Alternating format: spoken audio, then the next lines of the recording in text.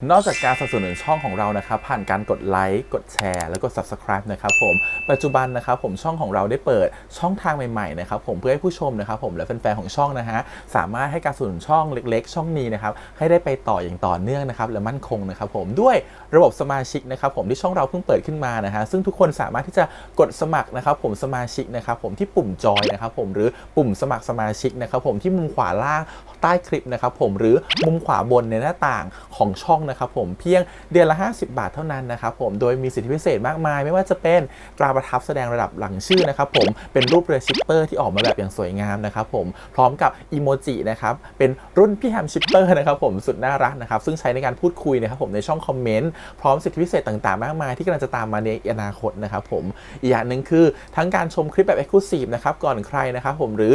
โอกาสที่จะได้ทำกิจกรรมต่างๆร่วมกันในอนาคตนะครับผมก็สำหรับสมาชิกเท่านั้นนะครับผมที่เก็บสิทธิ์นี้เอาไว้ให้กับทุกๆท่านนะครับแต่หากระบบสมาชิกยังไม่หนำใจนะครับผมเรายังมีช่องทางอื่นให้สนับสนุนกันนะครับผมไม่ว่าจะเป็นระบบซุปเปอร์แตงนะครับผมซึ่งหากผู้ชมเนี่ยเจอสัญลักษณ์นะครับรูปหัวใจนะครับผมที่มีดอลลาร์ทรายนะครับผมหรือสัญลักษณ์รูปเงินดอลลาร์อยู่เนี่ยข้างใต้คลิปใดคลิปหนึ่งเนี่ยสามารถที่จะคลิกนะครับผมเพื่อโดเนทนะครับผมแทนคำขอบคุณนะฮะเพื่อเป็นการสนับสนุนช่องได้นะครับหรือจะเป็นการโดเนทนะครับผ่านบัญชีธนาคารนะครับผมซึ่งได้ใส่รายละเอียดเอาไว้แล้วนะครับข้างใต้คลิปนี้นะครับผมเอาไว้ที่คำบรรยายใต้คลิปนอกจากนั้นนะครับผมเรายังได้เปิด Line Open Chat นะครับซึ่งชื่อว่า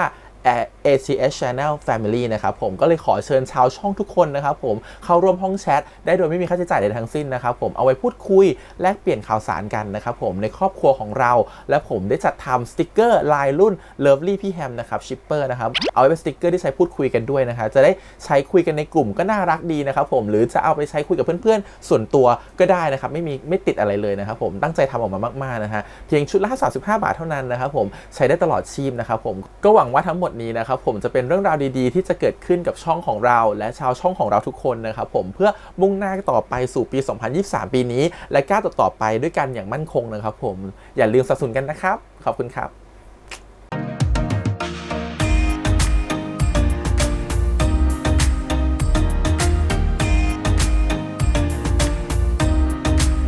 สวัสดีครับยินดีต้อนรับสู่ช่อง ATS Channel นะครับกับพบกันในทางการ Reaction นะผมวันนี้อยู่กับพี่แฮมนะครับกับตอนสุดท้ายของ Tempo the Series EP ที่13นะครับผมเรื่องราวนะครับผม EP แล้วนี่กำลังเข้มข้นเลยเพราะว่าเดี๋ยวเขาจะแบบกลับมาทำให้วงมาสกลับมารวมตัวกันอีกครั้งหนึ่งนะครับผมมีแผนอะไรบางอย่างร่วมกันอยู่กำลังวางแผนร่วมกันอยู่นะครับกับคนที่เป็นสมาชิกที่เหลือที่ไม่ลงกับเทมนะเพราะเทมเขาโดนกักตัวไว้เนาะ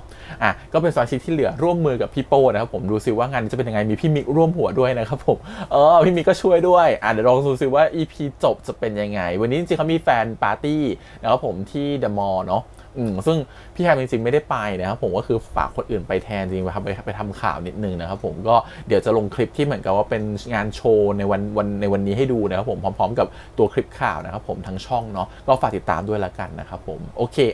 งั้นเดี๋ยวไปดูกันต่อกับ EP ที่3ดีกว่ากับตอนสุดท้ายของ Tempo the Series ดูสิว่า EP นี้เขาจะขมวดยังไงแต่ที่แน่เนี่ยยาดมพี่แฮมพร้อมมากวันนี้พี่แฮมเตรียมมาประมาณ 2-3 กระปุกเพราะว่าเผื่อว่ามันต้องฮอปไงเผื่อว่าแบบเขาจะขายโมเมนต์อะไรให้เราหรือเปล่าก็ไม่รู้ต้องมารอดูกันนะครับผมไปดูดีกว่ากับ Tempo the Series EP 23ครับไปเลยยังอยากอยู่ด้วยกันจริงๆนะพี่แต่นั่นเป็นสิ่งที่ดีที่สุดที่บริษัทให้ได้แล้วนะพี่ช่วยน้องมาเถอะนะมิกบอกพี่หมดแล้วนะผมแค่อยากให้เขาได้ในสิ่งที่เขาต้องการนับจากวันนี้คุณไม่ใช่พนักงานของวอร์เนอร์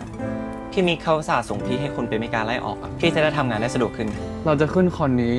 โดยที่แผนเนี้ยมีพี่มิกเป็นคนประสานพี่เป็นตัวฟรีที่ทำอะไรก็ได้เหรอถ้าคิดจะลงมือทำแล้วต้องมั่นใจมากๆเลยว่าครั้งนี้ต้องสำเร็จรอดูในคอนเสิร์ตจะแบ่งเซตลิสต์เพลงออกเป็น4ช่วงเปิดช่วงสนุกช่วงซึ้งแล้วก็ช่วงเซเลบรตความสำเร็จก่อนจากลาแต่ไม่ว่าจะช่วงไหนถ้าที่รู้จักพี่มิกมานะทางค่ายก็จะไม่ให้เราเจอเทมอยู่ดีแต่โนยังได้ข่าวมาว่าห้องแต่งตัวเขาก็จะแยกนะเลิศเนาะคุณเป็นมิกาเนี่ยสุดๆไปเลยรวมไปถึงหลังเวทีพี่เทมก็จะโดนแยกออกไปอยู่คนเดียวอีกก็คือเปิดตัวคนละฝั่งด้วยก็คือบนเวทีซึ่งเราก็ทำอะไรไม่ได้อยู่แล้วนอกจากเพอร์ฟอร์มเราก็ทำตามสคริปต์เท่ากับว่าเราจะไม่มีโอกาสสื่อสารกับเพลงได้เลย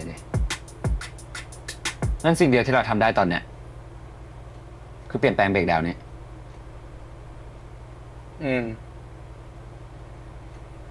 ช่วงที่พี่คิดว่าเราจะแทรกเข้าไปได้ง่ายที่สุดอะคือช่วงนี้ หลังจากโชว์เพลงเดี่ยวของเทม เพราะว่ามันจะเป็นช่วงที่จะเบิดสารคดี พี่จะใช้สารคดีเหรอ เพราะว่ามันน่าจะเป็นสิ่งที่เราจัดการได้ง่ายที่สุด อีกอย่าง พี่รู้ว่ามันกำลังจะแฉอะไรบ้างเพราะพี่เป็นคนทำมันขึ้นมาเองงั้นก็ต้องหาวิธีสับเปลี่ยนสารคดีเวอร์ชันใหม่ลงไป เรื่องนี้พี่มิกจะช่วยเราได้ไหมอะเช่นแบบเปลี่ยนไฟล์อะ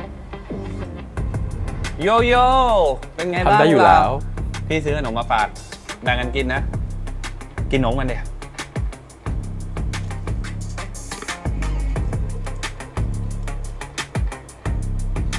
แต่ถึงจะเปลี่ยนไฟล์ได้ยังไงอะนะแล้วไอ้เทมรู้ว่าเราจะทำอะไรอะยังไงเดี๋ยวค่ายก็ต้องหยุดเราไว้กลางคอนแน่ๆ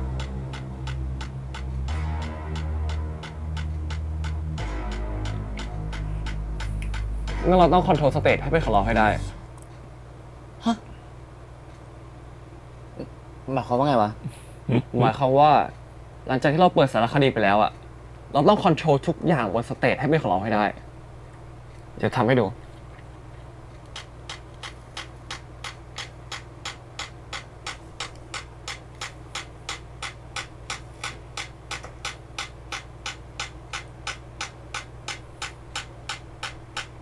งั้นมันอยู่ที่พี่แล้วแหละว่าพี่จะทำได้หรือเปล่าพี่โป้ จากตัวอย่างคือเราไปเจอกันใต้เวทีใช่ไหมล่ะ ต้องได้ดิ ใน ยังไงพี่ก็จะพาเทมกลับมาให้พวกแกให้ได้ I say a little prayer ฉันขอแค่มี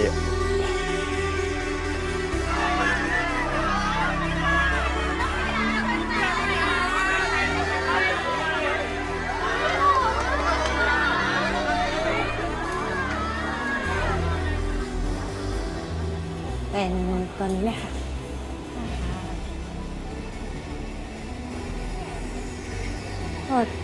คุณแก้มเขาอ๋อ คุณแก้มแจ้งว่าไม่สะดวกมาค่ะ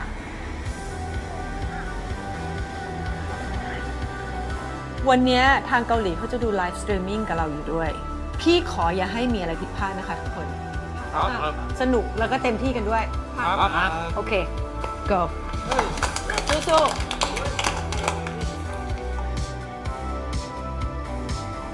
เรียบร้อยไหมมิก เรียบร้อยดีครับ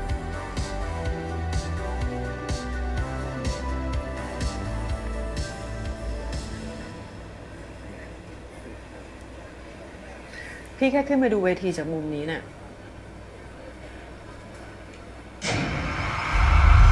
Ladies and gentlemen, welcome to the Dream to Mars project. We are proud to present a team of 5 astronauts assigned to the mission of exploring Mars.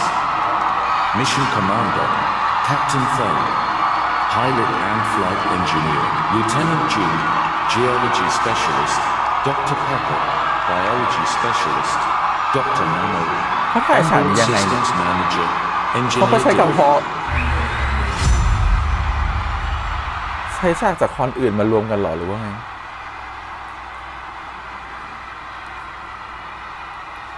ไอเทม เอาให้เต็มที่นะเว้ย เอาให้สมกับที่เป็นมาร์ส All systems are go. We will begin the countdown. T-minus 5, 4, 3, 2, 1.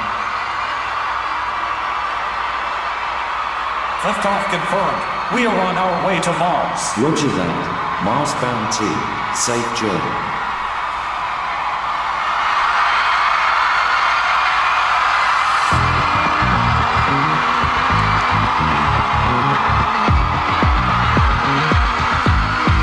เขาถ่ายฉากนี้ยังไงอ่ะรถอ่ะ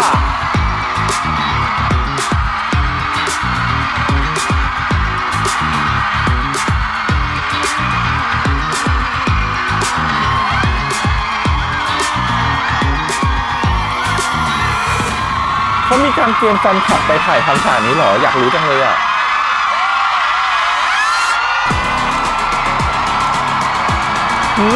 ทุกคน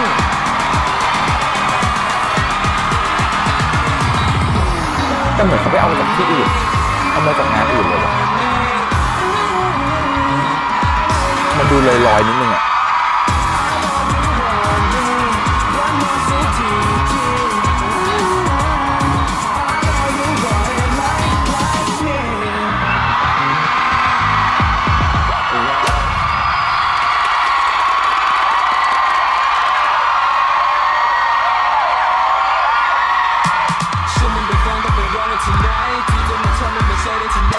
มันต้องมีคนจริงตั้งแหละเพื่อทำให้ดูมันดูสมจริง แต่มันจะมีความเป็นแบบคอมพิวเตอร์ด้วยส่วนหนึ่งเหมือนกัน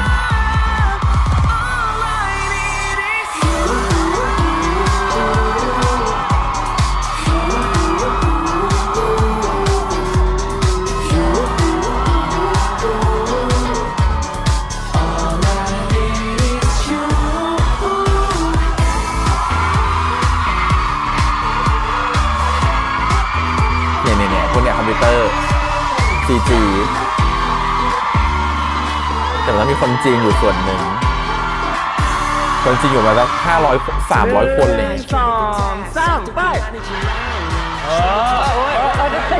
ใครรู้บอกทีบ้านไหนเป็นแฟนคลับบอกทีว่าเขาเกณฑ์แฟนคลับไปหรือเปล่าอยากขอมาอีกรอบ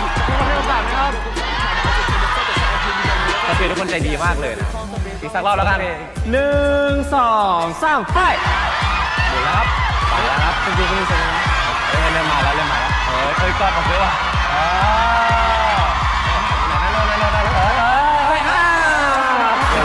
เดี๋ยวก่อนคือตอนเนี้ยนาโนพลาดไปแล้วภาพสุดท้ายที่ฉันจะจำคือภาพที่เรารักกันภาพสุดท้ายคือตอนที่เธอมองมาในดวงตาฉันของเธอจะจำไว้แม้ว่านานสักแค่ไหนก็ยังสวยงามฉันจะจำเธอในใจ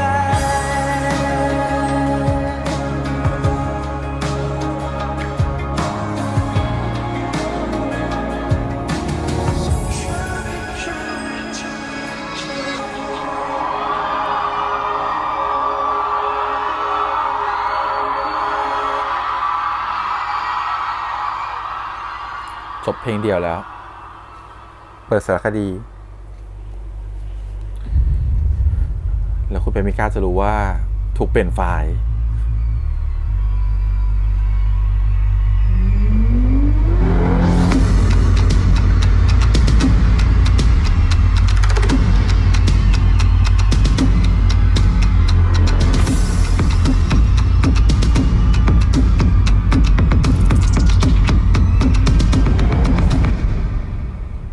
Mars เริ่มต้นในการมีกันและกันและต่อยเราต้องจากลาเนี่ยก็เพื่อกันและกัน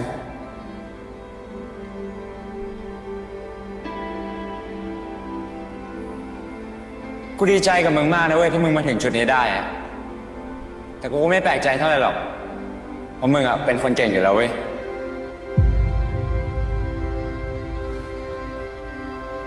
แต่หลังจากเนี้ยฉันไม่มีกูอยู่กับมึงแล้วนะ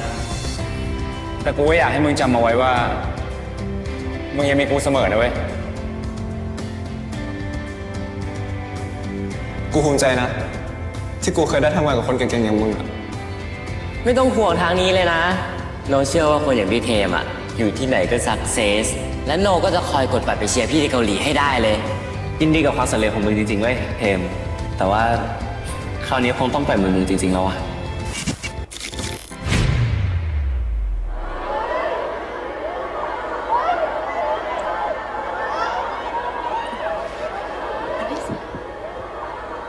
เกิดอะไรขึ้น กลับมาแล้วค่ะ ขอโทษนะเว้ยแต่ว่าที่พูดไปทั้งหมดเนี่ยมันเป็นสคริปต์หมดเลยวะกูไม่พูดอะไรครินช์อย่างนั้นหรอกเว้ยและความจริงเขามีเพียงหนึ่งเดียวเท่านั้น และเรื่องจริงก็คือไอ้เชี่ยเทมพวกกูไม่ให้มึงไปหรอก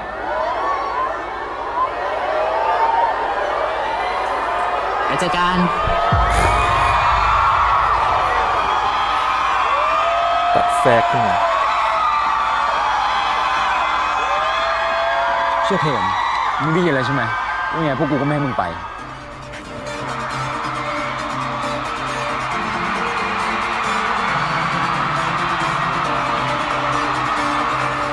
บอกสเตจเมเนเจอร์ให้พาทั้ง5 คนกลับมาหลังเวทีเดี๋ยวนี้เลย รับทราบค่ะ แต่เขาจะคอนโทรลสเตจเองนี่ มึงอาจจะงงเลยนะว่าต้องทำอะไรต่ออะแต่เดี๋ยวมึงลงไปข้างล่างอะจะมีคนบอกมึงว่าต้องทำอะไร อ่า นี่พี่เทมงั้นพวกน้องขอตัวไปวิ่งไล่จับมันก่อนนะโชคดี เลยมีอะไรจับก่อน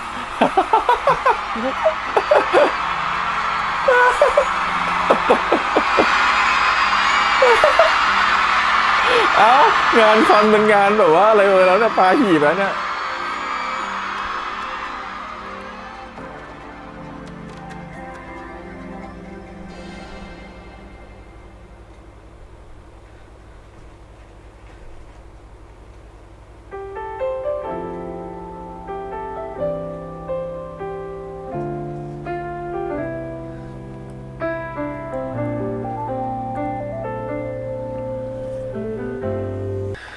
พี่ไม่มีเวลาอธิบาย แต่เอาเป็นว่า พี่กับเมมเบอร์ที่เหลือ ไม่อยากให้สิ่งที่แกทำกันมาทั้งหมดต้องสูญเปล่า นี่คือสิ่งที่แกต้องทำต่อจากนี้นะ อันนี้คือตำแหน่งของแก ทางออกที่ใกล้ที่สุดที่จะไปได้ คือทางนี้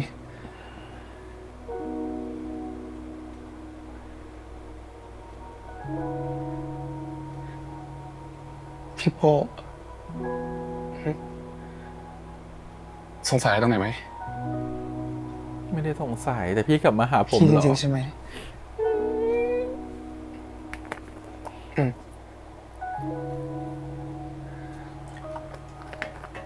เทมนั่นใช่เทมป่ะ เทม ไม่มีเวลาแล้ว แกรีบไปหาเพื่อนก่อน ไป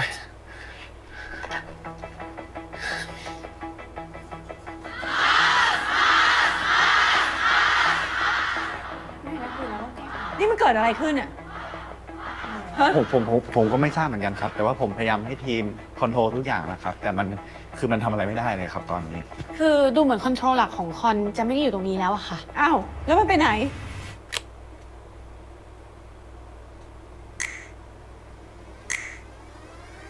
ทางนี้เรียบร้อยดี แต่ขอพูดหน่อยเลยนะ ในฐานะคนดูแลเนี่ยแผนพวกแกโคตรน่าตี เราต้องยึดคอนโทรลเป็นของเราให้ได้นี่หมายถึงว่าเราต้องเซตคอนโทรลขึ้นมาเองเพื่อควบคุมทุกอย่างเนี่ยถูกต้อง เราต้องการคนลายสาย แล้วคนที่จะตัดสัญญาณจากคอนโทรลเดิม พี่พอจะทำได้ปะ พี่แค่ขึ้นมาดูเวทีจากมุมนี้น่ะ อ๋อแต่ไม่รู้ว่าขึ้นเทมอยู่ข้างหลัง โอ้ยไม่รู้ว่าโป้อยู่ข้างหลัง เสียบไปต่อท่อใหม่ ขอโทษนะเว้ยแต่ว่าที่พูดไปทั้งหมดเนี่ยมันสคริปต์หมดเลยเดี๋ยวคุณไม่พูดอะไรคริ้งๆอยู่ หนิง หาคนโทรหลักให้เจอ แล้วยึดมันกลับมาส่วนเต้ตามพี่มา หาเมมเบอร์ให้ได้ เรามีเรื่องต้องคุยกัน ได้ครับ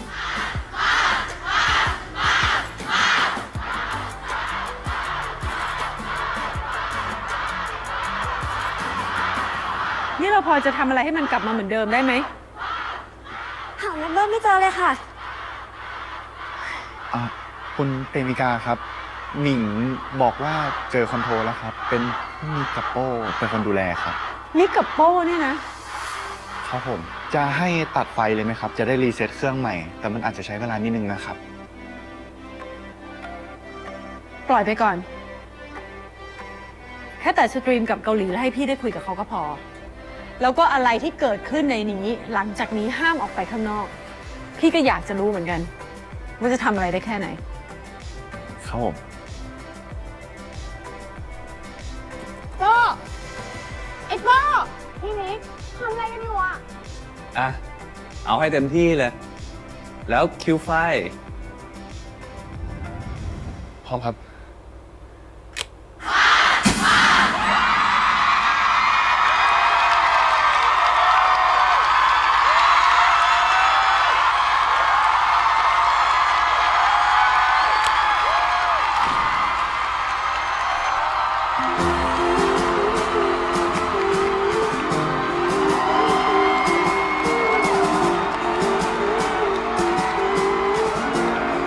งที่เขาถือกันคือมงไรแค่นบ้างมงไรแค่นมันจะเป็นกลมๆปะ ใช้ชีวิตกับความฝัน ใช่ไหม ลงมือทำด้วยตัวเอง ใช้หัวใจไปสร้าง ฉันจะไม่สนใจเรื่องโปรดักชั่นตอนนี้ ชัดเจนลุยละเลงว่าภาพกำหนดเส้นทางของชีวิต แต่พอยิ่งเข้าใกล้จุดหมายทำไมยังไม่ใช่อย่างที่คิด เพราะซ้ายก็บอกอันนี้ดีหันไปทางขวาก็บอกอันนั้นดีต้องทำแบบนี้แบบนั้นถึงจะดีหมดทุกอย่างแต่ไม่เคยพอดีกับหัวใจ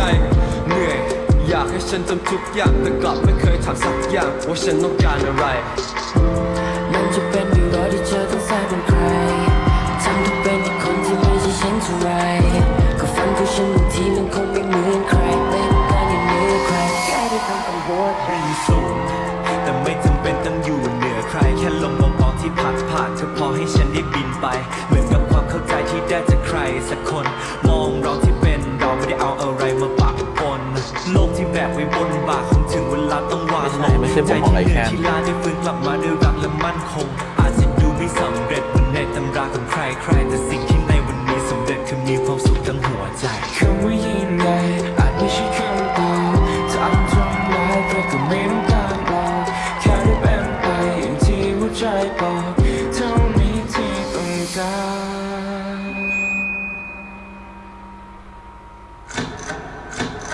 ให้ฉันมีรอยยิ้มภายในใจแสนไกลอาจจะดีหรือร้ายยังไม่รู้แค่ฉันมีรอยยิ้มภายในใจแห่งนั้นที่ความฝันมันรอฉันอยู่ I'm gonna fly higher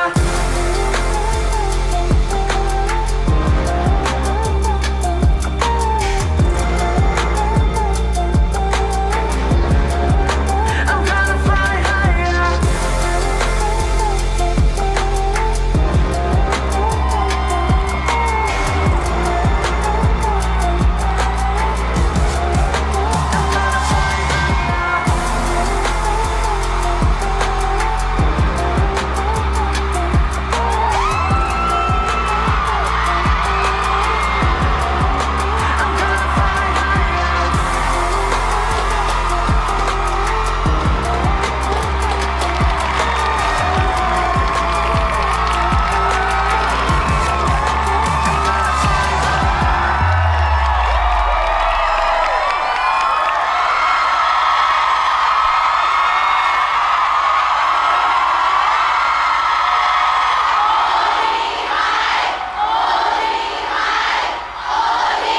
โอทีไฟหมายถึง 5 คนตลอดไป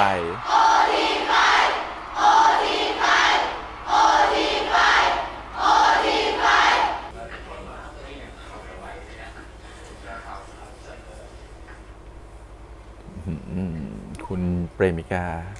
รู้ตัวกันบ้างไหมว่าทำอะไรลงไปนอกจากจะทำให้คอนเสิร์ตวุ่นวายแล้ว ยังทำให้ค่ายเสียหายอีกด้วย พวกผมขอโทษ แต่ที่พวกเราทำไปก็เพราะ ไม่ต้องพูดแล้ว เพราะสิ่งที่พวกคุณคิด พวกคุณพูดไปหมดบนนั้นแล้วนี่ พี่ผิดหวังมากเลยนะ ที่ทำกันแบบเนี้ย พี่คงเก็บมาสไว้ต่อไปไม่ได้อีกแล้ว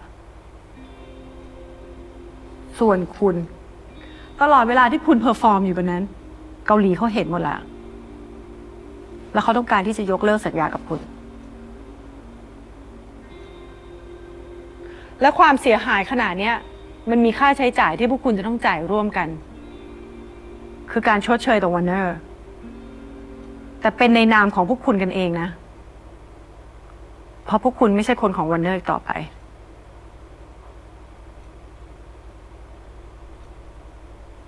เหมือนช่วยนะ แต่ผมได้ยินมาว่า คนตัดสตรีมไลฟ์เกาหลีไปแล้วนี่ เกาหลีไม่ได้เห็นเลยเมื่อกี้ด้วยซ้ำแต่คุณยังให้พวกเราต้องหมดออกจากวันนี้ ก็ในเมื่อวอร์เนอร์ต้องการให้พวกคุณแยกออกจากกัน แต่พวกคุณไม่อยาก พวกคุณก็ต้องไป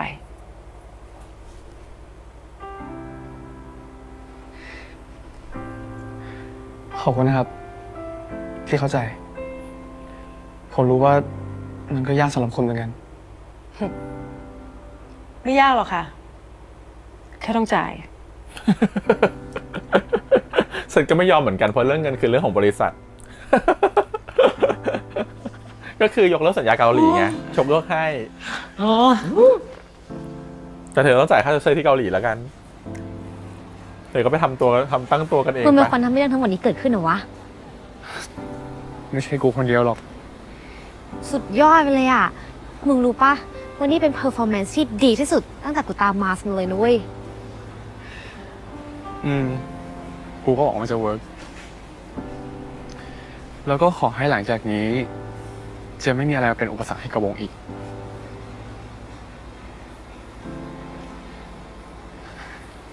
แต่ตอนที่น้องมันพูดว่าเหนื่อย ที่ต้องคอยทำตามความเห็นของคนนั้นคนนี้ กูไม่แน่ใจเลยว่ากูอาจจะเป็นหนึ่งในนั้นที่ทำให้น้องไม่เป็นตัวของตัวเองก็ได้มึงหรือกูอาจจะเป็นคนสร้างบาดแผลให้น้องก็ได้อ่ะ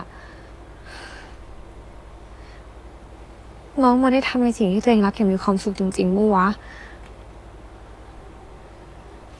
หรือต้องยอมทนเจ็บปวด เพื่อให้แฟนคลับอย่างกูมีความสุข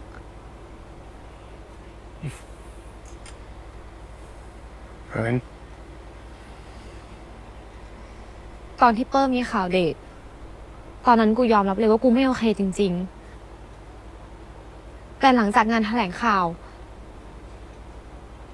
กูก็ไม่เห็นเปิ้ลดูมีความสุขแบบจริงๆอีกเลยอะมันดูออกผ่านสีหน้า แววตา แล้วก็ท่าทางของเปิ้ลอย่างวันเนี้ยมันควรจะเป็นวันที่น้องควรมีความสุขที่สุดปะวะ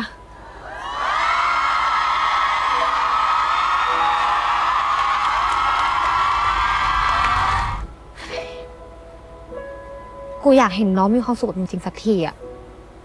กูไม่อยากให้น้องต้องเลือก ไม่อยากให้น้องต้องมาขอโทษ เราก็ต้องมาทนเจ็บปวด แล้วมาฝืนยิ้มให้แฟนคลับอย่างพวกกูรู้สึกแบบดีหรือว่าเป็นอย่างที่กูคาดหวังอีกแล้วอ่ะ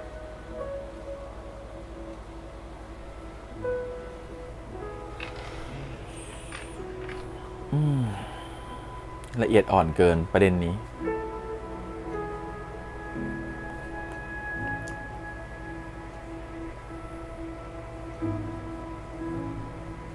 พี่โป้อะเขาเป็นตัวตั้งตัวตีที่ช่วยมึงเลยนะเขาเป็นไงแกค่ายมาจนเขาโดนไล่ออกเลยนะเว้ย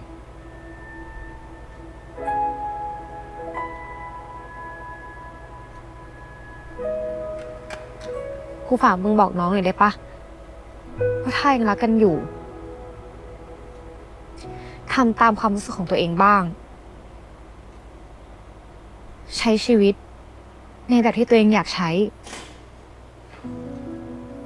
เพราะสุดท้ายแล้วอะสิ่งที่แฟนคลับอย่างพวกกูอยากเห็นมากที่สุด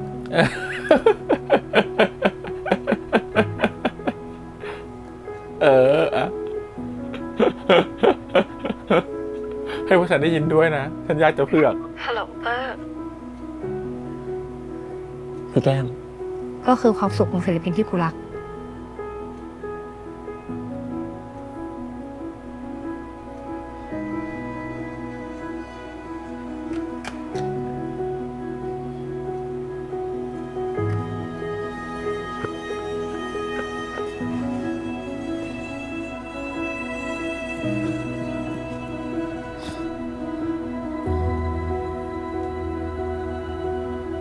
ฮัลโหล พี่อยู่ไหนอะ ข้างหลัง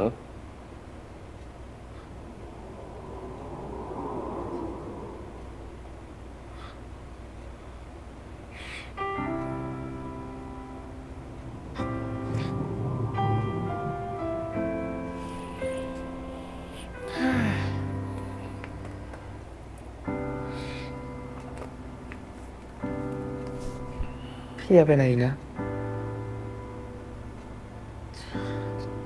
นี่แกไม่โกรธพี่เลยเหรอ ที่พี่ทิ้งแกไปวันนั้นน่ะ พี่ทำให้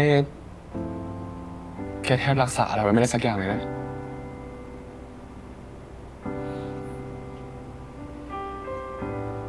ต่อให้พี่จะเอาทุกอย่างในชีวิตผมกลับมาไม่ได้อะแต่แค่พี่กลับมาผมก็โอเคแล้ว เทม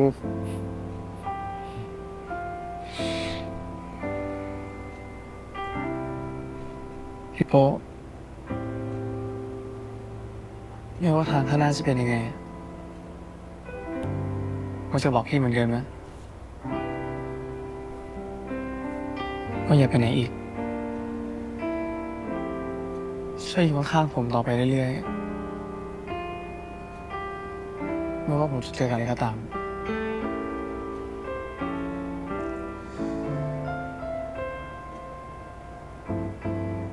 แล้วพี่ก็อย่าคิดว่าพี่เป็นอุปสรรคในชีวิตของผมเลยนะ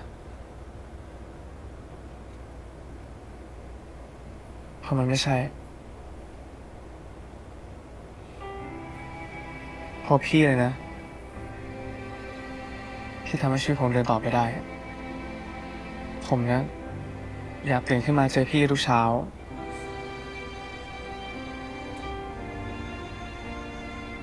ออกไปทำงานช่วงแรกๆอาจจะยากเสมอเพราะว่าเราต้องเริ่มใหม่ด้วยกันเองแล้วก็สิ่งที่เราทำวันนี้เนี่ยมันจะมีหนี้มหาศาลตามมาแต่พี่ไม่ต้องกังวลนะ ไอ้พวกนั้นนะมันช่วยดันกันไปได้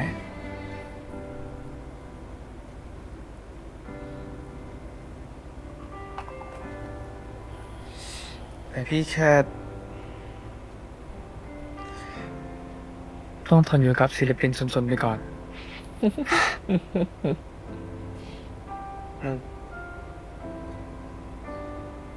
แต่แกก็รู้ใช่ไหมว่าพี่ก็จะจนเหมือนกัน แล้วพี่ก็ตกงาน พี่อาจจะทำได้แค่ เป็นพนักงานร้านสูตรธรรมดาเหมือนเดิม สวัสดีครับลุง ก็ดี เอาสูตรใส่ถุงให้ลูกค้าเขาหน่อยนะ อ๋อ โอเคครับ ทำอะไรเกยกอกไปเรื่อยขอบคุณครับ ไม่ได้เป็นอะไรเท่ๆแบบแรคเตอร์นะ ผมว่ามันเจ๋งดีออกนะพี่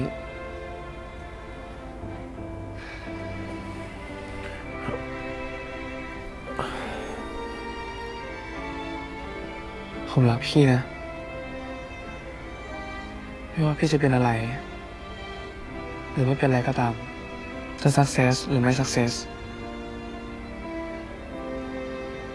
ผมก็จะรัก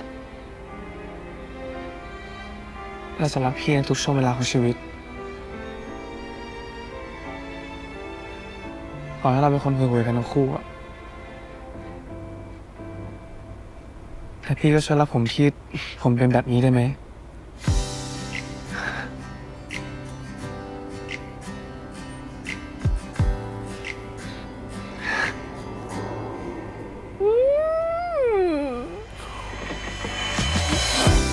โอ๊ยทั้งเก็บไฟมันไม่ออกมาเลยหรือไง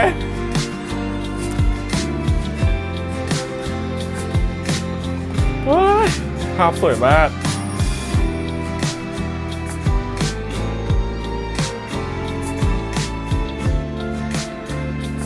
อ่ะเขาไม่มีใครสนเล็กกว่าใครแล้ว เรามีแต่จนไปด้วยกันพาร์ทสุดท้ายเตรียมตายจ้ะ ยิงยาวๆฮอปกันกระอักเลือดไปเลยฉันว่า มันต้องหวานจุกอกแน่นอนอย่างนี้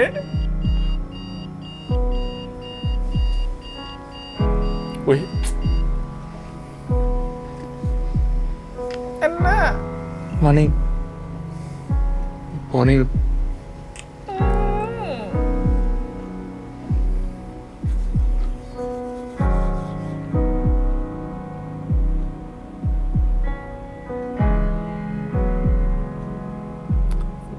จะโรแมนติกอะไรเบอร์นี้ ชีวิตจริงนี่คือแบบไม่ ฉันต้องรีบกระเด็กกระดอนรีบไปขึ้นรถไฟฟ้าไปทำงานประจ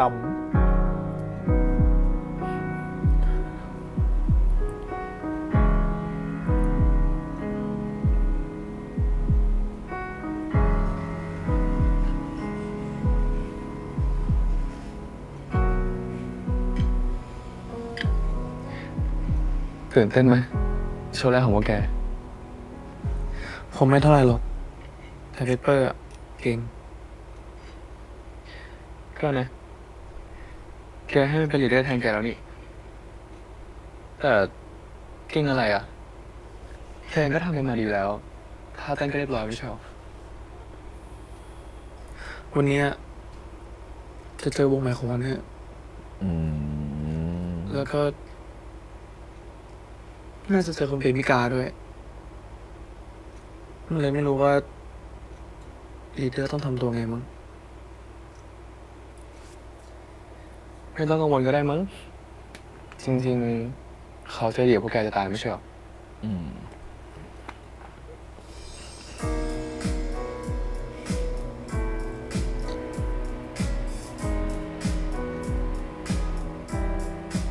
ยังต้องห่างกันอยู่เนาะเรายังเป็นไอดอลยังไม่เปิดตัวเป็นแฟนกันต้องคนละคันอยู่ แต่นักข่าวรู้หมดแล้วนะ ตอนนี้จริงๆแค่นักข่าวยังไม่ปล่อยรูป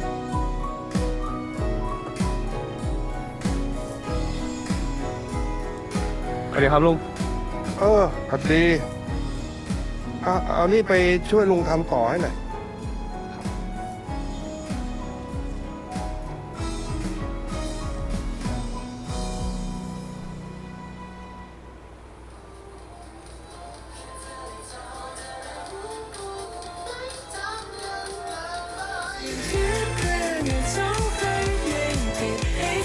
อ๋อ วงนี้ จบไปแล้วนะคะกับซิงเกิลแรกจากวงบอยแบนด์น้องใหม่ล่าสุด แต่ยังไม่หมดเพียงเท่านี้นะครับ เพราะว่าอีกวงที่กำลังจะขึ้นมาโชว์นะครับผมเชื่อว่าทุกคนกำลัง บอยแบนด์น้องใหม่ แน่นอนครับ จากแค่ที่แกง ขอเสียงให้กับวงมา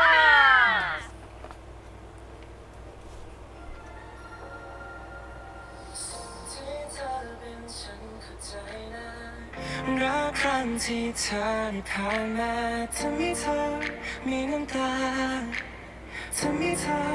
ยังไม่พอจะเปิดใจถ้าฉันเป็นเธอก็คงกลัวรักเราจะต้องเจ็บอีกไหมรักที่เจอมีแค่เสียใจทำให้เธอมองว่ารัก เฮ้ย เสื้อที่เราทำนี่เจ๋งเหมือนกันนะเว้ย สูตรจากเราเหรอวะ นั่นน่ะสิครับ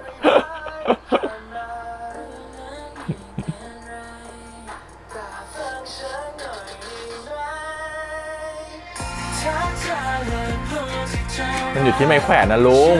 ไม้แขวนมันดีมันใส่อะไรมันก็หล่อนั่นแหละโอ้ยชอบอะสายตามองด้วยสายตาภูมิใจ เด็กๆดูไปได้ดีนะครับ พวกเขาปลื้มแย่เลยที่คุณเนี่ย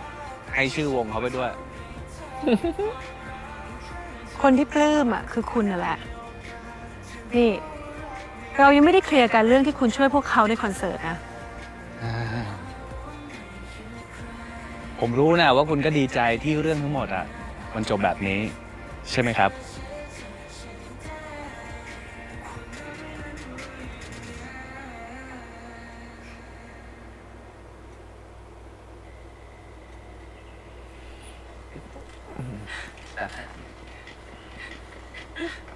อ้าวพี่แก้วสวัสดีครับ สวัสดีค่ะ นี่เราไปกินข้าวพร้อมพวกเราเหรอฮะ อะไรของเราล่ะพี่มารอเปอร์ ไว้ได้ยินไหมครับ เรื่องของเปเปอร์กับแฟน ไม่ต้องยุ่งกันบ๊ายบายนะเพื่อน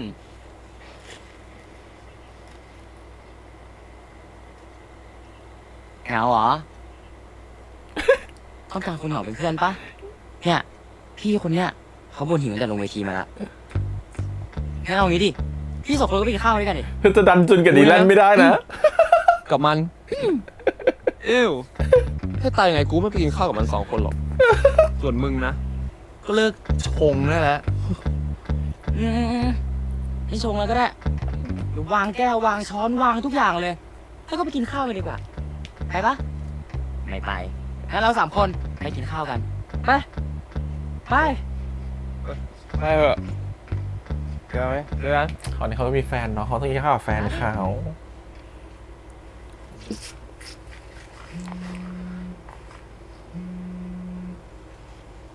ผมเสร็จงานแล้วพี่ก็เสร็จแล้วเหมือนกัน ให้ผมไปเจอที่ร้านเลยหรือว่า ให้ผมไปเจอพี่ก่อน ที่ร้านก็ได้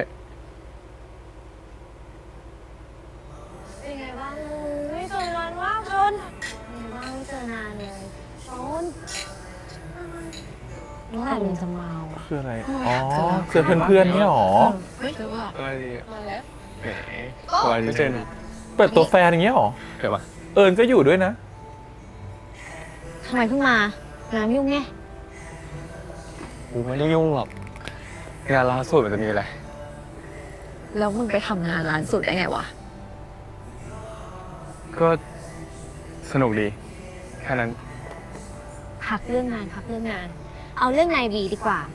เมื่อไหร่จะพามา นี่วันนี้จะพามา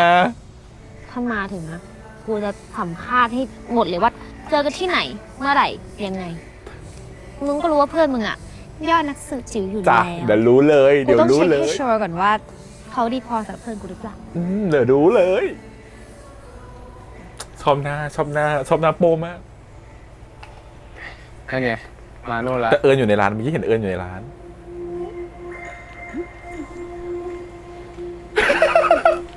เฟิร์นทำไงล่ะเฟิร์น สวัสดีครับพี่พวกมึงที่เทมแฟนกูเอง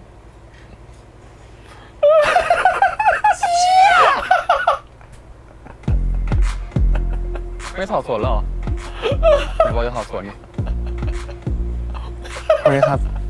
พี่นายเฟิร์นใช่ไหมครับไอ้เฟิร์นไอ้เฟิร์นไอ้เฟ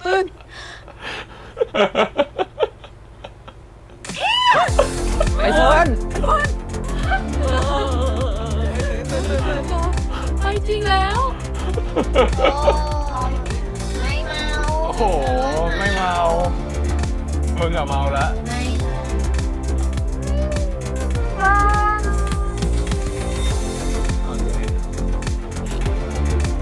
ได้ครับ ไม่ต้องอยู่กับค่ายแล้วเนาะก็คือออกไปเที่ยวรถเล่นได้แล้วเต็มที่ ได้แล้วเหรอใช่ไหม อุ้ยเอิญมาทำไม สวัสดีครับ ผมเอิญนะครับเจ้าของเอิญจ็อบ มึงไม่ต้องเฉลยมึงไม่ต้องเฉลยขับรถตัวเองไป ใบเฟิร์นมึงให้อยู่นิ่งๆไปเดี๋ยวไว้เอาไป มึง แก้วกูอยู่ค่ะ ยังอีก มันเมาแล้วมันเป็นอย่างนี้ตลอดเลย โอ้ยจับมือกันตลอดเวลาโอ้ย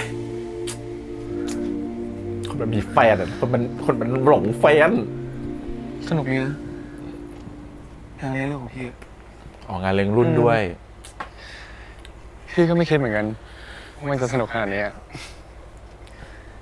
มันสนุกเพราะเธอมีแฟนมาไงเธอมาอวดคนอื่ พี่ น ไม่ ไง เคยไปเลยนะ กลัวอะไรอ่ะ ก็กลัวไม่ประสบความสำเร็จเท่าคนอื่นเขา ไม่ดีเท่าคนอื่นเขา แต่สุดท้าย มันก็ไม่ได้มีอะไรเลยอะ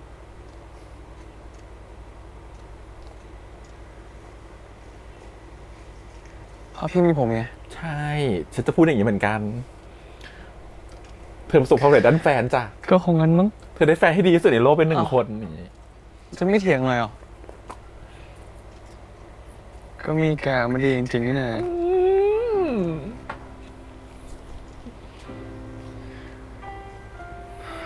แกรู้ไหม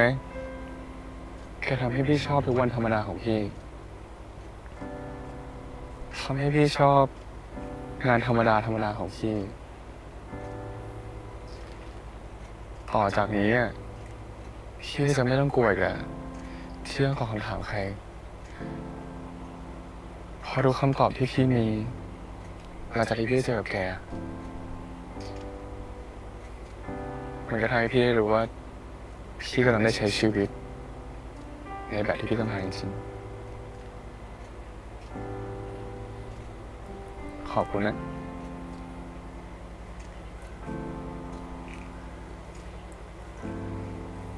คือชีวิตแบบไหนก็ได้ขอแค่มีแกอยู่ข้างๆนั่นแหละ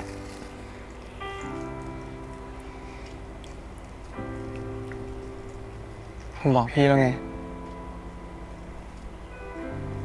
อยู่ด้วยกันตลอดก็ไม่เป็นไรหรอก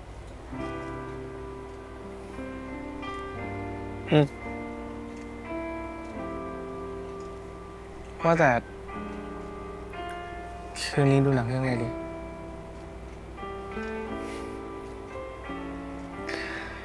ดูเรื่องก่อนให้จบก่อนครับ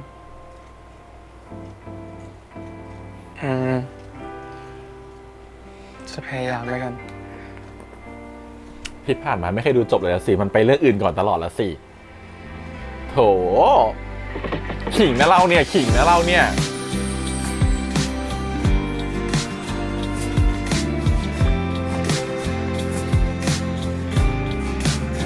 ถ้ามีแฟนแบบเทนฉันก็หลงกันทั้งวันหนึ่งกันละ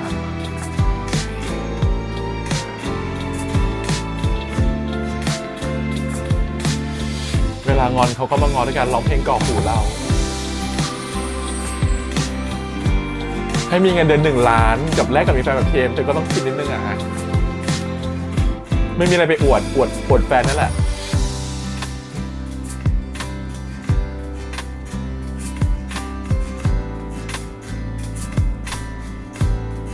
โอ้ยน่ารักเน้อง2 คนเนี้ย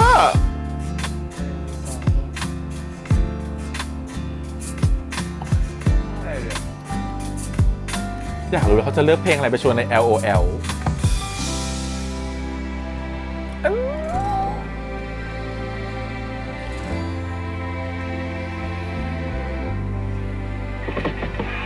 ว่าไงแม่ นี่แฟนผมนะแม่ ครับ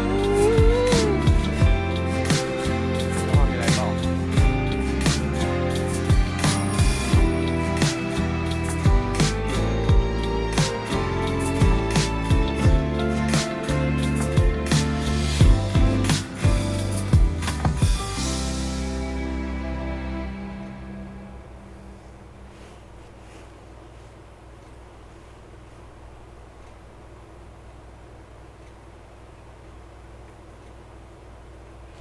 เตรียมละยาดมต้อง2 กระปุกละสั่งเนี้ย เคยดูแบบนี้อีกแล้วนะ ทำไม เดี๋ยวมันจะไม่ได้ดูนะ มันไม่เคยดูจบจริงสักทีเลยไง แล้วใครบอกพ่อผมอยากดูหนังจริง ก็บอกแล้วมันไม่เคยจบสักเรื่องหรอก ใกล้เธออยากอยู่อย่างนี้เรื่อยไป เขียนแล้วอ่ะ เธอนิดเดียวก็จะได้แล้วแค่ห่างกับเธอแป๊บเดียวฉันก็ทนไม่ไหวช่วยอยู่ตรงนี้นานหน่อยได้ไหมไม่มีเธอไม่ได้จริงๆ โอ้ยจูบดีมากจูบดีมาก แค่ห่างกับเธอนิดเดียว เรื่องแรกจริงปะเนี่ย ก็จะได้แล้วแค่ห่างกับเธอแป๊บเดียวฉันก็ทนไม่ไหว คลินิกจัดฟันใกล้ฉันด่วนเลย ได้ไหมไม่มีเธอไม่ได้จริงๆ โอ้ยชอบแบบนี้แล้วใช่ไหมเทมโปตบมือให้พบกับคุณอธิชา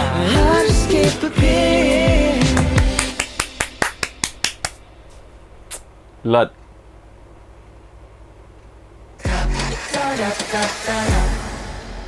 มาไดอารี่เอาเนี่ยเขาจะใช้บ้านวงได้เหรอ เรื่องอันนี้แล้วกัน สีใหม่ล่าสุด Brilliant Pink อ๋อ มีเวลาทั้งวันให้ทำไม่ทำมึงไปทำตอนเขาเสร็จกันหมดละแล้วไงวะ โลกเรายังมีวันพรุ่งนี้เสมอเว้ย โลกก็มี แต่พวกกูมีไหมอะเวลาคิดหน่อยดิวะแหมไม่ทำสีเลยเพื่อกูช่วยให้อ่ำจะได้เร็วขึ้น อย่างกูนี่นะต้องการความช่วยเหลือจากมึงอ่ะ โอเคมาเดี๋ยวโนช่วยเองนี่เตรียมของไปข้างนอกแล้วไปกันดีกว่าไปทำดีกว่าจะได้ไม่เสียเวลาเนาะเชิญครับผมไป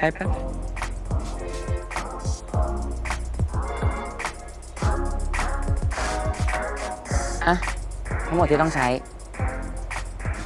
เดี๋ยวก่อนสัญญากับโนก่อนว่าจะไม่ตีกันอ่ะโอเคฝากด้วยแล้วกันโนไปพักนะ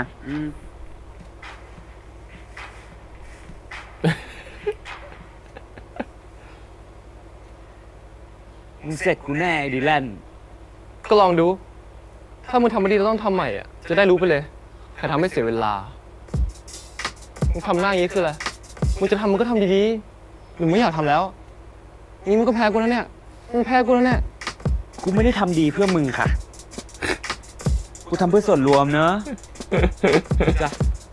เชื่อก็ได้จ้ะ จ้ะเชื่อกันเลยจ้ะน้องจุนคนนี้ไม่ใช่จุนไม่ใช่น้องนัดตัวจริงอ่ะนัดตัวจริงนั้นน่ารักกว่านี้ แต่นิสัยก็มีบางมุมมันแบบจุนดีแลนเธอจะมาทิ้งระเบิดตอนสุดท้ายแล้วจบไม่ได้นะ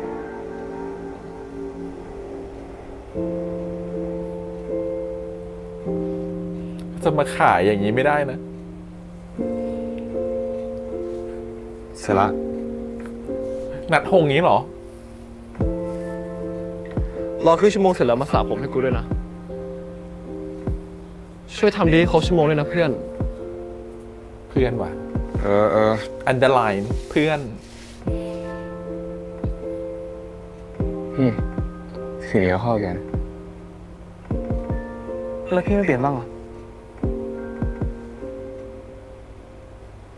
ทำไงดี สีอะไรก็น่ารัก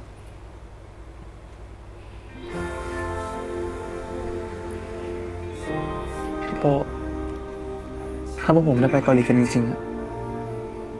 เราแค่ห่างกันนะแต่เราไม่ได้เลิกกัน ยังจะไปกันอีกใช่ไหมเกาหลีเนี่ย เราจะไม่มีทางใช้คำนั้นเด็ดขาด เสร็จแล้วเอาเร็วถ่ายไปจะได้จบๆมา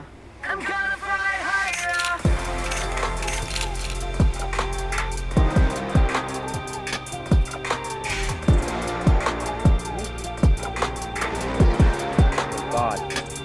จุดนี้มันหลอน โอ้โหชมเลยมึงเลย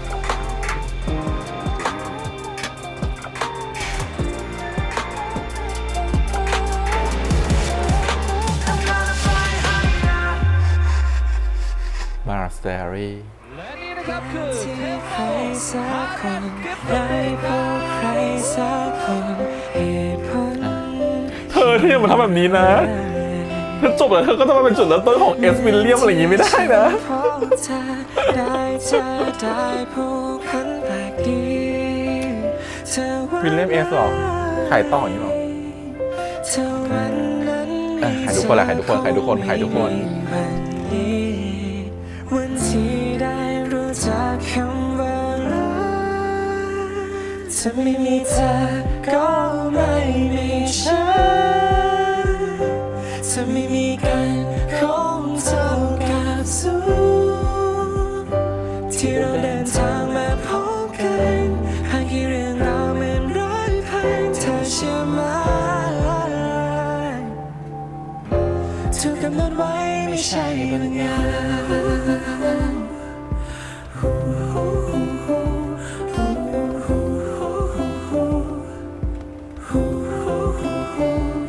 ไม่ว่าอะไรกำหนดให้เราพบกันแต่เราเป็นคนกำหนดทุกการกระทำจนมาผูกพันจนใจผูกกันและไม่ว่าอะไรจะเกิดก็ตามฉันจะไม่ยอมให้ใครมาทำร้ายเราให้เราเคียงกันแบบนี้เรื่อยไปที่สิ่งไหนไม่สำคัญเท่าคำว่าเราแต่สำคัญยิ่งกว่าคำว่ารักถ้าไม่มีเธอก็ไม่มีฉันถ้าไม่มีกันคงเท่ากับศูนย์ที่เราเดินทางมาพบกันหากกี่เรื่องราวเหมือนร้อยพันเธอเชื่อไหมถูกกำหนดไว้ไม่ใช่เรื่องของเราแค่เรากำหนดขึ้นมาทุกๆรอยยิ้มทุกรอยน้ำตาจากนี้ค่ะใช้เรากับเธอที่มีเธอก็ไม่มีฉันถ้าไม่มีกันคงเท่ากับศูนย์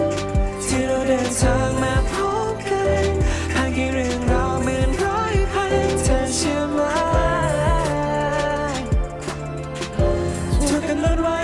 ใช่บางอย่าง นี่ก็คือสารคดีเทมโปย่อมๆนี่แหละดีอ่ะ ที่เราเดินทางมาพบกันหากกี่เรื่องราวเหมือนร้อยพันเธอเชื่อไหม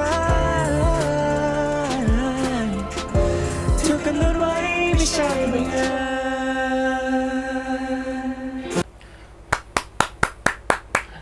ดีมาก ดีเลยครับผมคือผมคือมันอาจจะไม่ดีทั้งแบบรายละเอียดแบบบางเรื่องที่รู้สึกว่ามันก็จะมีความแบบคาใจเรานิดนึงนะแต่ถามว่าโดยภาพรวมแล้วว่าดีมากมันฟีลกูดมากมันอบอุ่นใจมากมีความสุขมากๆที่ได้ดูเรื่องนี้ Tempo the Series ยิ่งตอนท้ายมันยินน้ำตาจะไหลเลยนะครับผมเพราะว่าเขาเหมือนกับฉายสารคดีที่เราดูสารคดีวงม้ามันตลอดเนาะแต่ตอนนี้มันคือสารคดีของ Tempo ตั้งแต่วันแรกจนถึงวันนี้นะครับผมมันก็ผ่านเรื่องราวมาหลายๆเรื่องราวเหมือนกันแล้วก็ทำให้เราสุดท้ายมันก็มาได้เกิดเป็นซีรีส์เรื่องนี้ขึ้นมาจนจบ13ตอนเราว่าเป็นหนึ่งในซีรีส์ที่ลงทุนเยอะมากๆเลยนะฮะกับโปรดักชันหลายๆอย่างที่เข้ามาเป็นคอนเสิร์ตมันเป็นวงนักร้องเนาะมันต้องขึ้นเวทีมันต้องมีโปรดักชันอะไรบางอย่างที่มันเยอะมันก็ต้องไปตัดงบส่วนอื่นบ้างเพราะฉะนั้นเราเห็นว่าบางฉากก็จะอยู่ในห้องเยอะอยู่ในสถานที่นึงซ้ำๆเยอะเพราะว่ามันก็เอางบไปลงกับส่วนอื่นนะก็เข้าใจได้ถือว่าเป็นการบริหารจัดการงบที่ดีมากๆแล้วก็อย่างหนึ่งคือเราว้าวมากๆกับโปรดักชันฉากจบสุดท้ายที่เหมือนทำเวทีคอนเสิร์ตขึ้นมาจริงๆแล้วก็เหมือนกับอยู่ในฮอลล์อันนี้ใครรู้บอกทีนะครับใครเป็นแฟนคลับน้องๆไลแคนช่วยบอกทีว่าเขามีการแบบว่าลงทะเบียนให้คนเข้าไปถ่ายฉากจบกับน้องๆหรือเปล่าอยากรู้ไม่ได้ติดตามขนาดนั้นว่าแบบมันแบบต้องมีการถ่ายทำอะไรคิวเท่าไหร่อะไรเงี้ยไม่ติดตามขนาดนั้นเลยอยากรู้ว่ามันมีไหมที่แบบว่าให้แฟนคลับเข้าไปอยู่ในนั้นแล้วรู้สึกว่าบงที่ถือในงานก็ไม่ใช่บงที่เป็นของไลแคนด้วยเหมือนกับทำบงขึ้นมาใหม่หรือเปล่าไม่แน่ใจเพื่อให้เป็นแบบสีส้มๆมันนะรู้สึกว่าแบบทุกอย่างมันถูกวางเอาไว้แล้วมันจัดฉากทุกอย่างได้มาแบบโปรดักชันมันดูแบบจัดเต็มมากตัดต่ออีกนะครับรู้สึกว่าแบบทำได้ดีมากๆเลยมันทำให้เรื่องมันดูสมูทขึ้นแล้วรู้สึกว่าเขาไม่ทำให้ใครเป็นคนที่เป็นตัวร้ายเลยคืออย่างน้อยๆคุณเปรมิกาให้ดูเป็นตัวร้ายเนี่ยแต่เขาก็มีเหตุผลในช่วง EP หลังๆมาตลอดนะผมจน EP สุดท้ายเขาก็ยังเป็นแบบนางฟ้าใจดีอยู่อะแต่เขาเหมือนกับแบบเหมือนนึกถึงมาเลฟิเซนต์หรอไหมคือในหน้าฉากอาจจะดูดุนะอาจจะดูร้ายนะแต่จริงๆแล้วว่าลึกๆฉันก็คือแบบฉันคือดีและฉันก็หวังดีกับพวกเธอมากๆเลยแต่ในเมื่อความหวังดีของฉันน่ะมันไม่สามารถที่จะทำให้มันสำเร็จได้ในบริษัทนี้ความฝันของพวกเธอมันใหญ่กว่านั้นความฝันของพวกเธอมันเกินกว่าที่บริษัทนี้ต้องการหรือกรรมการหรือผู้บริหารใหญ่ๆเขาต้องการเพราะฉะนั้นน่ะสิ่งที่ฉันช่วยเธอได้อย่างเดียวคือการที่ตัดเธอออกจากบริษัทนี้ไปซะแล้วพวกเธอไปลุยเองไปเริ่มต้นเองไปจัดการชีวิตของตัวเองแต่เธอก็ต้องแลกกับการที่เธอจะเป็นหนี้บริษัทนะฉันสามารถช่วยให้เธอได้ว่าฉันน่ะจะถอนสัญญาเธอจากเกาหลีได้เพราะว่าฉันน่ะจะพูดกับเกาหลีแบบไหนก็ได้เนาะแล้วฉันก็อ้างแบบไหนก็ได้แต่ฉันก็เลือกที่จะบริดจ์สัญญากับเกาหลีคือยกเลิกสัญญาและให้เธอเสียค่าปรับเงินอาจจะเป็นก้อนมหาศาลแต่ว่าเธอพร้อมที่จะรับผิดชอบไหมไปด้วยกันถ้าเธอพร้อมฉันก็ยอมจะแลกนั่นคือผลประโยชน์ของบริษัทที่ฉันจะช่วยเธอได้นั่นคือการที่ฉันไม่ทิ้งผลประโยชน์ของบริษัทนะแต่สิ่งที่ดีที่สุดคือการฉันไล่พวกเธอออกให้พวกเธอไปมีความฝันของเธอเองจะได้ไม่ต้องติดอยู่กับบ่วงหรือพันธะที่บริษัทมอบให้เธอแต่พันธะที่มีก็คือหนี้ที่เธอต้องรับผิดชอบนั่นแหละแต่มันก็เป็นสิ่งที่ดีที่สุดแล้วที่ฉันจะยื่นให้ได้ภายใต้เงื่อนไขของบริษัทนี้ในฐานะที่ฉันเป็น CEO มันคือแบบมันก็มีความเป็นนางฟ้าอยู่แต่ชอบฉากที่เขายืนคุยกับพี่มิกที่เหมือนว่ามองแล้วก็มีความสุขอะแล้วคือพี่เขาเล่นเก่งไงคือเขามองแบบบางทีรู้สึกแบบเนี่ยฉันคิดถูกที่ปล่อยพวกเธอไปพวกเธอก็คือมันมีของจริงๆพวกเธอเก่งมากฉันมีความสุขมากๆที่เห็นพวกเธอบนเวทีขนาดนี้อะไรเงี้ยแล้วก็เหมือนที่มิกพูดนะว่าคุณก็มีความสุขใช่ไหมล่ะคุณไม่ต้องมาเรื่องของผมหรอกว่าผมไปทำให้วงเนี่ยเขากลับมารวมตัวได้อีกครั้งนึงแต่สุดท้ายแล้วว่าคุณเห็นแบบนี้คุณก็มีความสุขใช่หรือเปล่าเลิศมารู้สึกว่าเป็นตัวมันแบบเขาเขียนบทคุณเปรมิกาได้ออกมาแบบดีมากๆเลยแล้วมันทำให้รู้สึกว่ามันเป็นความเป็นจริงที่ในฐานะคนหนึ่งที่ดูแลน้องๆเหมือนเป็นพี่สาวคนสวยพี่สาวที่เป็นเหมือนแม่เราดูแลพวกเธอมาตลอดตั้งแต่พวกเธอก่อตั้งวงอะสิ่งที่ดีที่สุดที่ฉันจะมอบให้เธอได้ในฐานะที่ฉันเป็นหัวหน้าเป็น CEO บริษัทเนาะที่ต้องห่วงประโยชน์ของบริษัทไว้ก่อนนะก็คือการทำให้เธอได้ไปตามความฝันจริงๆนั่นคือการทำให้เธอออกอะด้วยเหตุผลไหนล่ะฉันต้องไปโทรบอกเกาหลีแหละว่าขอเลิกสัญญานะฉันต้องเอาหน้าไปรับทุกอย่างแหละแต่ก็แลกกับการที่เธอจะได้มีอิสระไงแต่อิสระก็ต้องมีราคาที่ต้องจ่ายซึ่งเธอก็ยอมที่จะจ่ายแล้วก็ทำให้เธอเองมีอิสระเหมือนกันก็ถ้าเธอพร้อมก็ไปแต่ก็ถือว่าดีนะเพราะว่าถ้าเป็นบางคนเขาต้องให้จ่ายเลยนะกับค่าบริษัทสัญญาแต่นี้เขาบอกคุณเป็นอเมริกาให้ผ่อนได้นะคือคุณไม่เป็นหนี้บริษัทนะแต่คุณผ่อนได้นี่คือโคตรจะใจดีมากแล้วนะคื คือเป็นบริษัทอื่นนี่คือไม่ได้นะคือความเสียหายคือคุณต้องจ่ายนะวันนั้นหรือจ่ายภายใน3 เดือน6 เดือนปีหนึ่งก็ว่าไปนี่คือให้ผ่อนหลายปีอะฉันว่าคือแบบใจดีมากใจดีมากเพราะมันคือเงินบริษัทนะมันคือผลประโยชน์ของผู้ถือหุ้นมันคือผลประโยชน์ของบริษัทมันไม่มีการมาต่อรองแบบระยะเวลาหลายปีแบบนี้หรอกคือถ้าผู้บริหารแบบไม่ใจดีหรือพูดให้นี่คือยากมากๆเลยอะไรเงี้ยก็ถือเป็นพาร์ทหนึ่งที่ชอบมากๆในฝั่งคุณเปรมิกานะครับผมทีนี้ฝั่งของการเป็นวงรู้สึกว่าวงมันมีความเป็นวงไลแคนอยู่แล้วอย่างนี้ดีกว่าเรื่องอ่ะไม่ได้เล่าความเป็นแผ่นเดียวกันของความเป็นวงมากขนาดนั้นไม่ได้เล่าถึงความแบบว่ารักกันของความเป็นวงมากขนาดนั้นแต่มันจะมีกิมมิคเล็กๆน้อยๆบ้างเช่นดีแลนกับจุนเป็นห่วงตัวของเทมเป็นห่วงเปปเปอร์นาโนเป็นห่วงพี่ๆทุกคนคือมันก็จะมีอะไรเอลิเมนต์แบบนี้อยู่แล้วบวกกับความเป็นไลแคนที่รู้สึกว่าเราคุ้นเคยกับเขาอยู่แล้วทำให้รู้สึกว่าความเป็นวงมันดูเป็นยูเนียนมากขึ้นมันดูเป็นรู้สึกว่าเป็นวงกันจริงๆมากขึ้นมันมีความรักกันมันมีมวลของความแบบเป็นห่วงกันโดยฉากที่รู้สึกว่าเขาชอบที่คนเขียนบทแล้วก็ทางทีมทำฉากนี้ขึ้นมามากๆเลยมันคือฉากที่เหมือนแบบขึ้นไปบนเวทีแล้วก็เหมือนกับฉายตัวสไลด์ที่ไปแทรกเนาะเป็นสไลด์ที่เหมือนเขาเตรียมมาเนาะแล้วก็บอกว่าฉันไม่ให้แกไปไหนหรอกเว้ยบนเวทีมันเหมือนทำให้เธอรู้สึกว่าทั้ง4คนพร้อมใจกันให้คำตอบนี้เหมือนกันคือฉันไม่ให้แกไปไหนหรอกเว้ยบวกกับที่4คนไปวางแผนด้วยกันเนาะแล้วมันก็พร้อมกับฉากนั้นที่เทมส์กำลังมองบนจอแล้วก็กำลังน้ำตาปริ่มอยู่มันเลยเหมือนแบบทุกอย่างมันเป็นองค์ประกอบให้รู้สึกว่าวงนี้มันรักกันจริงๆบวกกับเพลงตอนสุดท้ายด้วยที่ไอไฟที่เป็นเพลงตอนจบที่ออกมาหลังจากที่ปิดไฟไปแล้วรู้สึกว่ามันเป็นสิ่งที่มันส่ง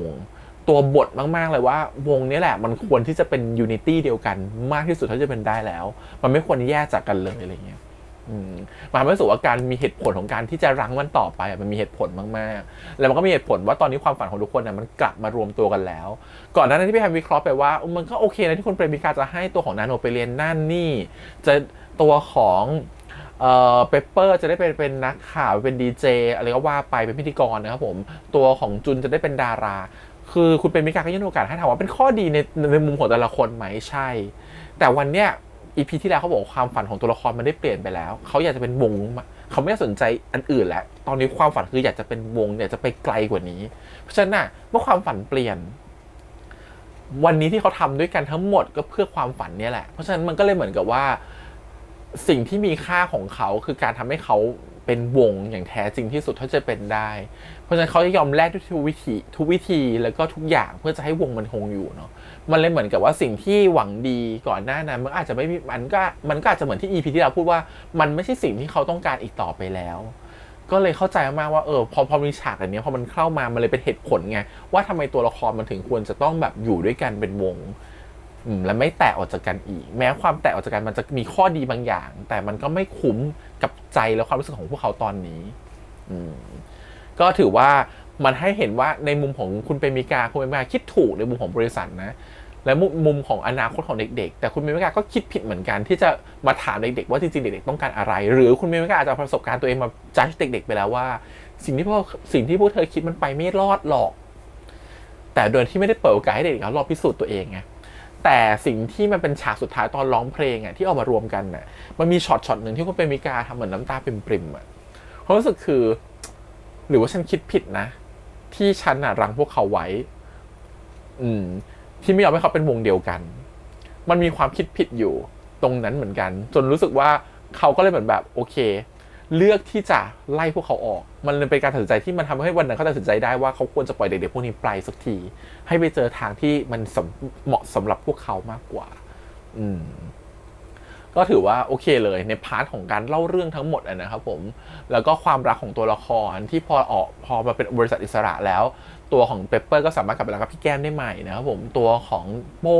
กับเทมก็สามารถจะรักกันได้แล้วมันรักกันได้ถึงขั้นที่โป้พาเทมไปเปิดตัวได้แล้วโดยที่ไม่ได้แคร์ใครเลยแล้วเป็นแฟนกันแบบนี้เธอเข้าใจไหมมันแบบไม่ได้แคร์นักข่าวไม่แคร์กันแล้วเพราะว่าฉันจะเป็นศิลปินแบบที่ฉันอยากเป็นแบบนี้แล้วที่จะมีแฟนได้ซึ่งก็เป็นอีกฉากนึงรู้สึกว่ามันก็โอเคมากแล้วก็แบบโป้รู้สึกว่าโป้แบบไม่มีใครเลยจนไปด้วยกันไม่รู้จะเอาอะไรไปอวดเพื่อนเธอไม่ต้องอะไรไปอวดค่ะนี่ค่ะแฟนเธอจ้ะโหพอจะอวดได้หมดทุกคนเลยทุกคนต้องแบบโอ้โหแพ้ไปงานวันนี้เป็นการเปิดตัวรวมรุ่นที่ทุกคนแพ้เธอพูดงี้ตรงๆไม่รู้จะเอาอะไรไปอวดโถโอเคยังเหลืออีก2ประเด็นนะครับผมอีกประเด็นหนึ่งก็คือประเด็นของเรื่องแฟนคลับนะฮะเขา อันนี้เป็นประเด็นที่พี่แอมไม่ชอบที่สุดเลยกันนะครับผมจริงๆที่บอกว่าทั้งหมดทั้งมวลมันดีทั้งหมดเลยมันจะมีแค่ประเด็นตรงนี้ที่พี่แอมรู้สึกว่ามันนิดกับพี่แอมรู้สึกว่ามันมีความตั้งคำถามแล้วกันกับประเด็นตรงนี้นิดนึงคือตอนที่ดูความรู้สึกคือเหมือนกับเรากำลังโดนยัดเยียดบางอย่างอยู่ถ้าดูผ่านๆมันเหมือนไม่มีอะไรหรอกครับมันเหมือนกับเป็นการที่กำลังจะบอกว่าศิลปินก็รักแฟนคลับนะพอยเอาวิวของศิลปินเป็นแบบนี้ศิลปินก็อยากจะมีอิสระในการที่จะเลือกรักคนที่เขารักเหมือนกันแฟนคลับก็ควรจะดีใจสิที่เขาได้เจอคนที่เขารักอยู่กับคนที่เขารักแฟนคลับก็ควรจะซัพพอร์ตเขาสิแฟนคลับเขาควรเป็นเซฟโซนที่ไม่ใช่มาทำร้ายเขาถูกไหมสิ่งที่ความคิดของซีรีส์เขาโยนให้มันจะประมาณนี้ว่าเหมือนบริการให้แฟนคลับได้ตระหนักรู้แล้วกันเมื่อกี้แอบคิดไปถึงขั้นว่าฉากนี้มันไปฉายอยู่ในฮอลล์ใหญ่ๆที่เดอะมอลล์ตอนนี้เนาะกับฉากจบที่คนดูพร้อมกันแล้วแฟนคลับทุกคนก็ดูอยู่ตรงนั้นน่ะแฟนคลับทุกคนก็คงจะมีความรู้สึกคิดเหมือนกันนะว่าอุ๊ยที่ผ่านมาฉันทำอะไรศิลปินที่ฉันรักไม่ดีหรือเปล่าฉันไปคิดอะไรไม่ดีกับเขาหรือเปล่าฉันไปรู้สึกตั้งแง่กับเขาหรือเปล่าฉันไปรู้สึกน้อยใจหรืองอนอะไรโดยที่มันไม่ใช่เรื่องหรือเปล่าหรือฉันไปรู้สึกไม่ดีกับเขาหรือมองเขาในมุมไม่ดีหรือเปล่ามันคล้ายว่าตัวของตัวของแฟนๆที่ไปอยู่ในฮอลล์นะครับเราว่ามันได้คงได้ตั้งคำถามบ้างแหละว่าว่ะฉันเคยเป็นแบบนั้นไหมและถ้าตั้งคำถามกับตัวเองต่อไปว่าแล้วถ้าสรุปศิลปินด้วยตัวเองมันไม่ทำถูกใจเราหรือเขามีแฟนอ่ะเราจะยังรักเขาอยู่ไหมถ้ามันไม่ใช่ความผิดร้ายแรงอะนะมันเป็นแค่ความเป็นตัวตนเขาขึ้นมาเฉยๆอะเรายังรักในตัวตนเขาได้อยู่ไหมมันทำให้ตัวของแฟนคลับได้ตั้งคำถามเนาะซึ่งเรารู้สึกว่าถ้าหากการฉายในโรงแบบเนี้ยเราว่ามันเหมาะเจาะหรือทำให้คนดูเห็นหรือคนดูเป็นแฟนคลับมาดูรู้สึกว่ามันเหมาะเจาะมันคือการส่งแมสเซจอย่างหนึ่งว่าแฟนคลับในมุมของเฟิร์นอ่ะเขาคิดแบบนี้เขารู้สึกผิดที่เขารู้สึกว่าครั้งหนึ่งเขาอาจจะทำให้ศิลปินรู้สึกเหนื่อยใจหรือแย่ก็ได้เขาเห็นเปปเปอร์ไม่มีความสุขอีกเลยหลังจากนั้นแต่ที่เลิกพี่แก้มแต่ตอนนั้นอ่ะตอนที่เขาเลิกกันอ่ะโหเขามีความสุขมากๆเลยแต่มันเป็นความสุขเป็นความทุกข์ของศิลปินที่เขาชอบหรือเปล่าเพราะฉะนั้นเขาเลยฝากตัวของโป้ไปบอกว่ายูมีแฟนได้เลยนะฉันไม่ติดแล้วแต่นั่นคือเสียงของเขาคนเดียวนะคือเสียงของเฟิร์นคนเดียวที่เป็นตัวแทนของแฟนคลับแต่เฟิร์นไม่ใช่ตัวแทนของแฟนคลับทั้งหมดสิ่งที่พี่แอมรู้สึกขัดใจคือรู้สึกว่ามันก็ต้องยอมรับแหละว่ามันยังมีคนที่ชอบและไม่ชอบแบบนี้อยู่นะฮะสิ่งที่เขาส่งแมสเซจมามันอาจจะถูกในแง่มุมหนึ่งของสิ่งที่ศิลปินต้องการก็ได้ว่าอยากให้แฟนคลับเข้าใจเขาในมุมแบบนี้แต่มันคือมุมของศิลปินไงแต่มันอาจจะไม่ใช่มุมของแฟนคลับทุกคนที่จะเข้าใจเขาในแบบนั้นเพราะฉะนั้นมันไม่ผิดหรอกที่จะมีศิลปินที่ทำตัวแบบนี้หรือชอบแบบนี้แต่เรารู้สึกว่าสิ่งที่เขาพยายามจะบอกหรือส่งแมสเซจมามันค่อนข้างจะตั้งใจจนเกินไปว่าให้แฟนคลับคิดแบบนี้หรือแฟนคลับต้องมีมุมมองแบบนี้ถึงจะถูกต่อศิลปินเนาะมันก็ทำให้รู้สึกว่าบางทีแล้วบางครั้งการที่ศิลปินตัดสินใจทำอะไรลงไปบางทีก็ต้องยอมรับผลที่ตามมาด้วยมันอาจจะดีหรือไม่ดีก็ได้มันไม่มีสิทธิ์จะไปบังคับใครหรอกให้เขาคิดเหมือนกับที่เฟิร์นกำลังคิดอยู่เพราะมันอยู่ที่ว่าเมื่อคุณทำบางอย่างลงไปแล้วคุณจะยอมรับสิ่งที่มันตามมาได้หรือเปล่าและถ้าหากสิ่งที่ตามมาคือการที่คนไม่ชอบคุณเยอะขึ้นคุณจะรับสิ่งนั้นได้ไหมในเมื่อคุณตัดสินใจไปแล้วว่าสิ่งนั้นมันเหมาะกับคุณมันคือสิ่งที่เป็นอิสระของคุณมันคือสิ่งที่คุณสามารถตัดสินใจที่จะเลือกได้ถ้าคิดมาดีแล้วรู้สึกว่ามันก็พร้อมที่จะรับผลลัพธ์ที่ตามมาเหมือนกันเพราะฉะนั้นเราก็รู้สึกว่าเราก็ไม่อยากจะเข้าข้างใครคนใดคนหนึ่งแต่รู้สึกว่าเรื่องพยายามจะโยนแมสเซจบางทีถ้าโยนแมสเซจแบบกลางๆยังพอเข้าใจได้นะแต่คือมันโยนแมสเซจแบบที่ตัวของโป้เองก็ไม่ได้ปฏิเสธหรือเถียงอะไรมันเลยเหมือนกับเป็นการพูดอยู่ฝั่งเดียวแล้วก็เหมือนกับเป็นการแมสเซจที่เหมือนกับโยนมาให้เราจนเกินไปทั้งรู้สึกว่าทางที่พี่แฮมรู้สึกว่าบางทีแฟนคลับก็มีสิทธิ์นี่ที่จะตัดสินว่าชอบหรือจะไม่ชอบคุณต่อไปหรือจะไม่ชอบคุณเพราะอะไรอะไรอย่างเงี้ยในเมื่อคุณก็ทำมันเป็นธุรกิจขายความรู้สึกเนาะมันไม่ใช่ขายแค่เซอร์วิสที่จะขายโชว์เนาะถ้าขายโชว์มันจะเหมือนเป็นนักร้องเนาะเราขึ้นไปร้องเพลงเฉยๆขายโชว์แต่คือมันมีความเป็นไอดอลมันมีความเป็นแฟนคลับมันมีความเป็นคอมมูนิตี้บางอย่างมันขายความเป็นตัวคุณที่มากกว่าการแค่คุณมาร้องเพลงหรือเต้นเพราะฉะนั้นมันก็ไม่แปลกที่คนจะยึดโยงกับตัวคุณแบบมากขึ้นไปอีกเลเวลหนึ่งมากกว่าการที่เขาฟังศิลปินนักร้องที่เป็นนักร้องจริงๆร้องเพลงที่เป็นนักร้องศิลปินทั่วไปร้องเพลงที่ไม่ใช่เป็นศิลปินที่เป็นไอคอนหรือเป็นแฟนคลับอะไรเงี้ยนั้นการทรีตของแฟนคลับก็จะไม่เหมือนกันมันก็ไม่แปลกที่แฟนคลับจะมีสิทธิ์รู้สึกเหมือนกันว่าสิ่งที่คุณทำอยู่มันคือการรู้สึกว่าเขาไม่ได้ดูแลความรู้สึกของแฟนคลับเลยหรือเขารู้สึกหักหลังแฟนคลับอะไรเงี้ยก็เข้าใจได้เหมือนกันเพราะมันมีอีกมุมหนึ่งเหมือนกันที่เรื่องอาจจะไม่ได้พูดถึงแบบนั้นนะแต่เรื่องพยายามจะพูดถึงฝั่งที่เป็น point of view ของตัวไอดอลว่าจริงๆแล้วเขารู้สึกแบบไหนต่อแฟนๆและแฟนๆควรจะรู้สึกแบบไหนต่อเขาเหมือนกันไม่ใช่โจมตีเขาอะไรเงี้ย แต่เราก็อยากจะตั้งโกลนะว่าเราก็อยากให้มีสังคมขาวสะอาดของการเป็นแฟนคลับก็คือก็อยากให้ทุกคนเข้าใจเรื่องนี้แหละแล้วก็ปล่อยให้เรื่องนี้เป็นธรรมชาติแล้วก็ไม่ได้เลิกชอบเขาแต่ชอบที่ผลงานของเขาชอบที่ตัวเรื่องของเขาแต่ที่กลับมาอันนี้มันคือนักร้องเนาะเราพอเข้าใจได้แต่ที่เขาไม่ได้พูดต่อคือว่าหากนักร้องเป็นแบบเป็นเปลี่ยนเป็นคู่จิ้นหรือคู่วายแทนการทำแบบนี้หรือการยอมรับว่ามีแฟนอยู่ข้างนอกแล้วมองว่านี่คือแค่ผลงานการแสดงแล้วว่าอันนี้อาจจะยากขึ้นไปอีกและแฟนคลับก็มีสิทธิ์ที่จะโกรธหรือแฟนคลับที่มีสิทธิ์ที่จะไม่ชอบเหมือนกันเพราะว่าเราบายดิ้งหรือเราขายเขาด้วยเซอร์วิสที่รู้สึกว่า2คนจะมีอะไรกันได้ขนาดนั้นคู่จิ้น2คนจะมีแบบเคมีตกกันได้ดีขนาดนั้นแต่พอวันนึงมันรู้สึกว่าที่คุณทำมันคือการละครเพราะฉะนั้นบางครั้งแฟนคลับรู้สึกเสียใจกับคุณได้เหมือนกันนะเพราะคุณขายบางอย่างมารู้สึกว่ามันไม่ตรงปกนั่นแหละรู้สึกว่ามันก็ขึ้นกับบริบทแล้วว่ามันจะเกิดอะไรแต่นี่มันเป็นวงในร้องไอดอลไงมันยังพอเข้าใจได้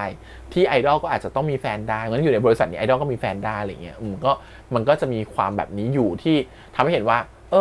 ก็เป็นไปได้นี่เนาะในมุมของการที่ว่าถ้าแบบเป็นไอดอลทั่วไปก็อยากจะเห็นว่ามันก็เป็นไปได้หากแฟนคลับเข้าใจแล้วก็ยอมรับในจุดนี้ได้บ้างอะไรเงี้ยแต่ก็อันนี้มันก็เป็นpoint of viewของศิลปินที่ดีนะครับผมอย่าลืมว่ามันมีศิลปินที่ไม่ดีเหมือนกันเช่นอยู่ต่อหน้าแฟนคลับหรือต่อหน้ากล้องเนี่ยเขาก็ทำเป็นคนแสนดีแต่อยู่หลังฉากเขาอาจจะเป็นคนที่พูดจาไม่ดีกับแฟนคลับก็ได้หรือพูดถึงแฟนคลับในมุมไม่ดีก็ได้แต่แค่เขาไม่เคยพูดออกมาจนแฟนคลับรับรู้เพราะฉะนั้นมันก็ทำให้ความรู้สึกของพี่แฮมก็มีความขัดเหมือนกันว่าบางทีเรารู้สึกว่าเราโดนยัดเยียดในฝั่งของแฟนคลับต้องคิดยังไงมากจนเกินไปเนาะจนเราไม่ได้เห็นเลยว่ามีมุมของแฟนคลับที่เขามีสิทธิ์เลือกเหมือนกันรวมถึงมีมุมของตัวศิลปินเองที่ไม่ดีเหมือนกันอะไรเงี้ยตอนนี้ก็รู้สึกว่าเป็นสิ่งหนึ่งที่เนี่ยน่าจะเป็นจุดเดียวที่พี่แอมรู้สึกว่าขัดเพราะว่ามันโดนยัดเยียดความคิดจนเกินไปแล้วสิ่งสุดท้ายที่อยากชมเลยก็คือนะครับผมนักแสดงเล่นกันเก่งมากแล้ววิลเลียมแบบคือไลแคนไม่ได้ผ่านการแสดงมาก่อนนี่คือเล่นกันเรื่องแรกๆเนาะเพราะฉะนั้นรู้สึกว่าเขาเล่นกันดีเนาะเขาเล่นดีเลยแล้วก็เล่นแบบส่งอารมณ์ต่อกันได้ดีมากๆเลยแล้วแบบวิลเลียมกับเอสอย่างเงี้ยคือแบบไม่คิดว่าวิลเลียมจะเล่นได้ดีขนาดนี้คือมันจะมีความแบบคือบางคนมีคนพูดบอกว่าวิลเลียมเล่นแข็งแต่พี่รู้สึกว่าเขาไม่ได้เล่นแข็งนะเขาเล่นดีแต่เขาแค่มีติดสำเนียงการพูดของเขามันจะมีความเป็นเด็กเจนแซดนิดนึงซึ่งมันจะเหมือนพูดแบบว่าพูดเหมือนในลำคอหรือพูดแบบโมโนโทนนิดนึงมันทำให้ความรู้สึกคือมันเหมือนเขาเล่นแข็งแต่จริงๆรู้สึกว่าการแสดงของเขาไม่แข็งนะเพราะสายตาของเขาไม่แข็งเราจะดูคนเล่นแข็งไม่แข็งแล้วดูที่สายตาเขาว่าสายตาเขาส่งอารมณ์หรือเปล่าแต่วิลเลียมส่งอารมณ์ดีมากเล่นดีมากเล่นดีหลายฉากหลายซีนด้วยรู้สึกว่าบางทีก็อึ้งกับเขาเหมือนกันยิ่งเอสยิ่งอึ้งใหญ่เลยว่าจริงๆเอสเหมือนผ่านงานมาเยอะแต่จริงๆเขาผ่านงานที่เป็นงานจริงๆจังๆไม่ได้เยอะนะฮะแต่นี่คืองานจริงจังที่แบบจริงจังเลยที่เขาเป็นตัวเอกเลยอย่างเงี้ยแล้วเขาเล่นแล้วโอ้โหเขาแบบเจ้าทำตาเล่นแล้วเล่นดีเล่นตัวเล็กตัวน้อยเล่นได้สมบทบาทความเป็นแบบตัวของแบบโป้มากๆคือแบบเล่นเก่งเขาเล่นเก่งมากเข้าใจแล้วว่าทำไมเขาถึงแบบว่าดูแบบตอนดูหลังกล้อง behind the scene จะมีความเป็น sensitive บ่อยเดี๋ยวจะร้องไห้คือแบบก็เข้าใจคือเขาทำอารมณ์หรือเขาลงโฟกัสกับมันได้อย่างเต็มที่มากๆอะไรเงี้ยคือต้องยอมรับเลยยิ่งฉากร้องไห้ก่อนนะเนี่ย 2-3 ตอนที่ผ่านมาคือแบบยกนิ้วให้เลยเล่นเก่งมากชอบเลยนะผมก็ถือว่าเป็นการเปิดตัวคู่วิลเลียมเอสเนาะแล้วก็ไลแคนกับวงการการแสดงเนาะและอาจจะแอบขายตัวของนัทกับหงไว้นิดนึงด้วยรู้สึกว่าต้องรอดูว่านัทกับหงจะเป็นยังไงต่อแต่แอบแพรมมาตอนสุดท้ายเนาะจุงกับดีแลนขายนิดนึงก็ถือว่าโอเคเลยแล้วก็คิดว่าคู่นี้ไปต่ออยู่แล้วคนจะอยากจะเห็นคู่นี้ใน LOL แหละว่ายังไงวิลเลียมกับเอสนะครับจะเล่นกันอะไรใน LOL จะโชว์อะไรอยากรู้มากๆ2คนนี้เขารู้สึกว่าเขามีเคมีที่น่ารักต่อกันมากๆนี่ฉากเลิฟซีนเนี่ยเธอไม่ต้องพูดถึงเลยฮอปเหยินไปหมดเลยคลินิกจัดฟันต้องมาเพราะว่าอะไรเขาเล่นกันดีมากเล่นจูบละเอียดเล่นดีจูบดีส่งอารมณ์ดีแล้วความแบบภาษาที่เขาพูดแต่ละคือมันหวานละมุนมากความแบบมันเหมือนคู่เข้าใหม่ประมาณตื่นขึ้นมากอดหอมแก้มคือแบบเอาเป็นว่าครึ่งหลังของเรื่อง EP สุดท้ายนี่คือเธอเสิร์ฟฉันเต็มที่มากเลยค่ายคือแบบไม่กักเลยคือปล่อยมาเต็มจนกระอักเลือดแทบจะต้องเติมถุงเลือดคือมันขนาดนั้นจริงๆนี่คือขอชมเลยว่าเคมีน้องๆดีมากนะครับผมดีมากๆเรื่องสุดท้ายคือภาพดีทวีสุขตบมือเลยเรารู้สึกว่านี่แหละคุณมาถูกทางแล้วคุณเริ่มทำวายแบบถูกทางแล้วคือต้องบอกก่อนว่าภาพดีเนี่ยทำวายมาหลายเรื่องแหละแต่ก่อนหน้านั้นรู้สึกว่ามันจะมีความแบบ จริงจังของบทจนมันคือขาดความพอดีของพาร์ทที่มันเป็นแบบที่เราต้องฮอปอะพาร์ทของความหวานพาร์ทของความอะไรแบบนี้ที่ขายความจิ้นบ้างขายความรู้สึกว่าให้เรารู้สึกว่า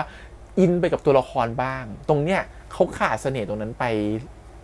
หลายครั้งในเรื่องก่อนหน้านี้ที่มีมาอะไรเงี้ยมันทำให้เรื่องของเขาดูจะเป็นเรื่องของพาร์ทจริงจังหมดเลยแม้กระทั่งออฟกันน่ะคือถ้าว่าออฟกันไม่ได้เคมีดีอยู่แล้วหรือออฟกันไม่ได้แบบกับว่าเขาเป็นคู่กันอยู่แล้วแบบที่เรารู้กันเนาะมันจะฮอปมันจะแบบฮอปมันกว่าจะฮอปได้คือเหนื่อยอ่ะคือเพราะอะไรเพราะว่าเขาจริงจังกับบทตรงนั้นมากอย่างเรื่องของการฝึกงานคือเขาจริงจังกับเรื่องของการฝึกงานมากจนเขาลืมบทของความเป็นวายของออฟกันไปเลยอย่างเงี้ยแต่พอมาอยู่ในเรื่องเทมโปเนี่ยตอนแรกเราก็แบบรู้สึกว่า2-3 ตอนแรกอะยังมีความรู้สึกแบบนั้นอยู่นะแต่พอเข้าตอนที่4รู้สึกว่าโอ้ก็ทำได้นี่นาโหภาพดีเธอก็ทำได้คือเขาบาลานซ์ความหวานกับเรื่องของความจริงจังได้ลงตัวมากขึ้นอย่างนี้ดีกว่ามันดูแบบไม่ได้จริงจังขนาดนั้นแล้วมันดูไม่ได้จริงจัง100%แล้วบทมีเหตุมีผลของมันนะแต่ความจริงจังหรือความดรามาติกของตัวบทมันไม่ได้ขนาดนั้นแล้วแต่มันใส่ความหวานความละมุนตุ้นเข้ามาเยอะขึ้นแล้วก็ขยี้เยอะขึ้นแล้วก็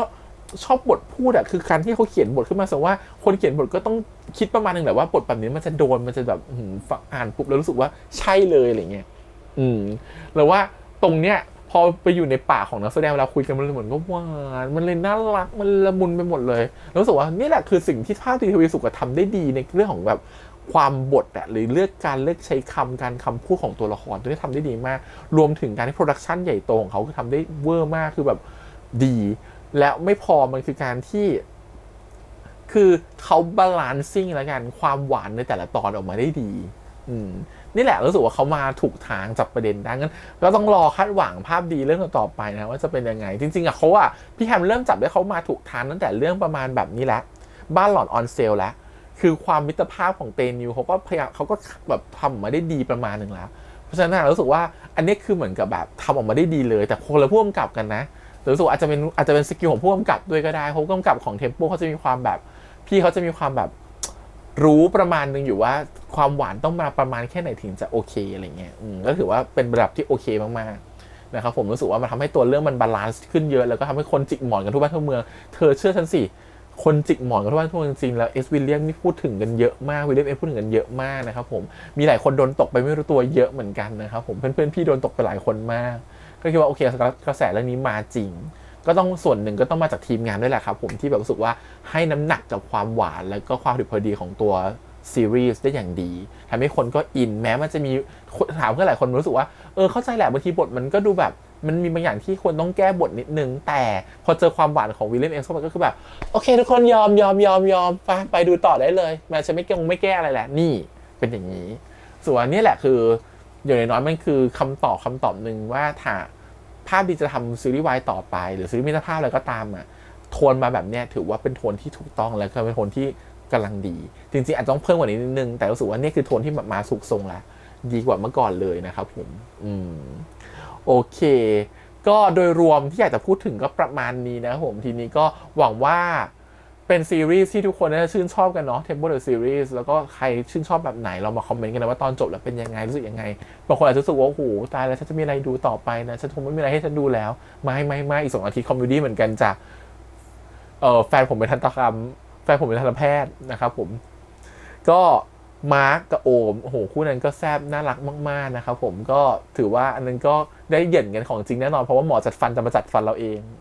ก็รอติดตามกันนะครับผมแล้วก็ฝากทุกคนซัพพอร์ตวงไลแคนด้วยแล้วก็คู่วิลเลมเอสด้วยนะครับผมคงได้เจอกันอีกทีก็คือนี่เลยงาน LOL พี่แฮมน่าจะไปทั้ง2 วันก็รอเจอกันได้นะครับผมใครเจอพี่แฮมก็มาทักทายกันได้นะครับใครเป็นแฟนวงไลแคนก็เจอก็ทักทายกันได้ไม่กลัวนะครับไม่ต้องกลัวไม่กัดไม่ทำอะไรทั้งสิ้นนะครับใจดีมากบอกเลยแต่จะหน้านิ่งๆดูๆสักหน่อยจะทำให้คนรู้สึกว่าไม่กล้าเข้าหาจริงๆแล้วใจดีมากนะครับผมทักได้